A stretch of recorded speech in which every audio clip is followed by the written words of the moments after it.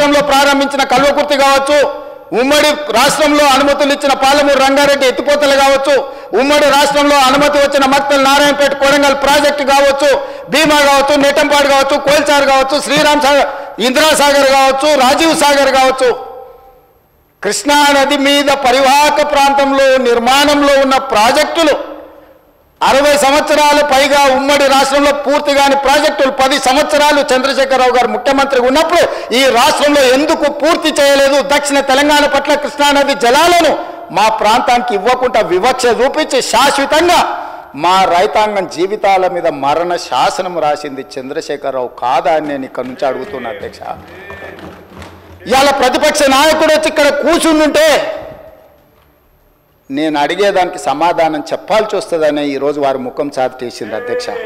అధ్యక్ష ఇప్పుడే లెక్కలు ఇచ్చిండ్రు అధ్యక్ష. చంద్రశేఖరరావు గారు ప్రతిపక్ష నాయకుడు అధ్యక్ష. ప్రతిపక్ష నాయకుడుగా ఇప్పటివరకు వారి శాసనసభకు వచ్చింది 2 సార్లు అధ్యక్ష.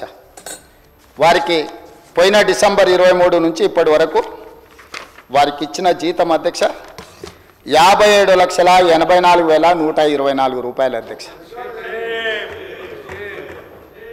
శాసనసభ్యుడిగా ప్రతిపక్ష నాయకుడిగా డిసెంబర్ 1, 2023 నుంచి ఫిబ్రవరి 28, 2025 వరకు ఈ దాదాపుగా 15 నెలలలో వాళ్ళు తీసుకున్న ప్రభుత్వం సొమ్ము, జీత భత్యాలు, శాసనసభ్యులు కూడా ప్రభుత్వ ఉద్యోగ అధ్యక్ష తమకు తెలుసు కదా, సుప్రీంకోర్టు తీర్పిచ్చింది.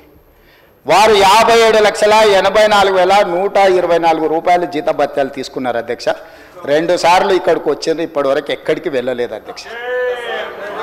ప్రభుత్వ జీత భత్యాలు తీసుకొని ప్రజల్ని గాలికి వదిలేసి తెలంగాణ రాష్ట్రాన్ని కర్మకు వదిలేసిన ప్రధాన ప్రతిపక్ష నాయకుడు ఈరోజు వాళ్ళను ఇట్లా తయారు చేసి రేబీస్ వ్యాక్సిన్ రియాక్షన్ వచ్చినట్టుగా వాళ్ళు వ్యవహరిస్తుంటే ఏం చెప్పాలి అధ్యక్ష?